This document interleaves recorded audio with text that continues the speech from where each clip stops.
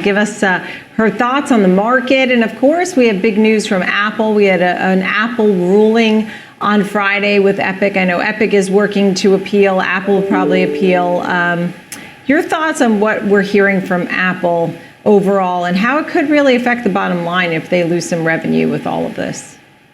Yeah, Nicole, this is a really interesting situation because, Apple basically has been a monopoly on its own platform. And that's why really Fortnite, Epic Games had a problem and really pulled their Fortnite off the platform. And so what we're looking at is when you download a software from the Apple iOS system onto your smartphone, onto your Apple iPhone, there's in-app services or in-app payments. And what was happening was Apple's only allowing those payments to be processed by Apple, and they take about a 30% share of that revenue. And so what Epic's wanting to do, and what Epic actually did do, was basically offer alternative payment streams inside of the app, and Apple obviously wasn't allowing that. So obviously a lawsuit ensued, and really there's no one that won here, except for the judge did make one ruling for Epic. They lost on 9 other counts, but they did win on 1 of the 10 counts, and that what they won, Nicole, was basically the right, and all developers won the right to choose to have an alternative payment system provider outside of Apple.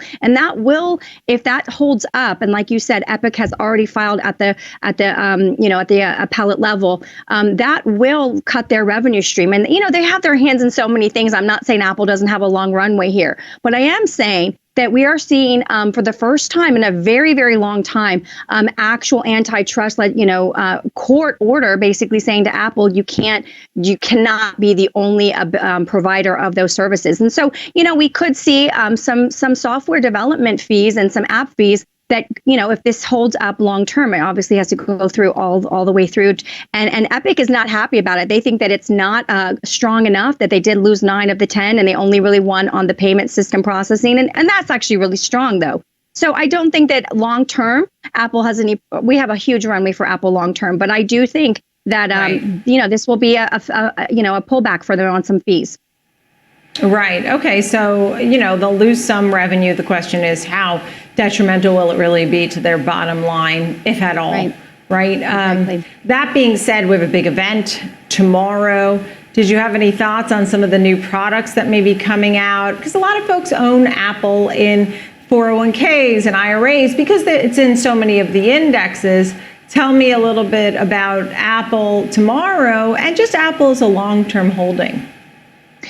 I think Apple, like so many MNCs, multinational corporations, really is looking to China and India for its long-term growth trajectory. And so I am not worried. I feel like there is a little bit of stagnation, Nicole. It'll be interesting to see what happens tomorrow. There's a little bit of stagnation, I think, in the innovation. And yet, can we really blame them? I mean, how many times can you come out with a Walkman, iPad, iPod that we started, and then, obviously the earbuds. And I mean, how many innovative things can there be? And obviously until the next thing comes along, we don't know. And then it'll come along and be like, oh, well, why didn't we have this forever? We should have had this, So I think it's the innovation that's really lacking. And I think maybe Apple, obviously losing jobs was a big thing. But I think maybe Apple is looking long term for where's their next major market beyond the U.S., although the U.S. is always wanting innovative products. And Apple, if they're going to stay Apple, they've got to stay and they've got to innovate. So they need to stay and really focus on innovation, not just breadth of market, which is what they see with China. Right. And you did say I'm seeing an overbought market, very susceptible to the slightest of negative news. And be prepared. Don't get caught unaware. What does that mean exactly? Is it in a general market? Is it the S&P 500? Is it different categories that you think may be more overvalued than others? I really like to look at the macroeconomic level, Nicole, and I see if you look at where the S&P was February of 2020 and you see where we are now. I mean, we are literally almost 40 points higher than our pre-virus high. And there's no economic fundamentals to really justify that. We have 10 million plus job openings. We have, all of this infrastructure that's being passed. You had Joe Manchin on Sunday on CNN saying that basically he was not going to support 3.5 trillion. So I think the market is really optimistic about getting a huge additional infrastructure bill, and I don't know if it's going to happen. We're also seeing tax talks about raising the corporate tax rate, raising the capital gains tax rate. So when you start to factor, well, gosh, we're 40% off of our high pre-virus, and then we have all of these things that could not go well for the market as far as the market wants really accommodative policy. They want infrastructure. They want big government spending because that means a lot of projects that come to a lot of Fortune 500 companies.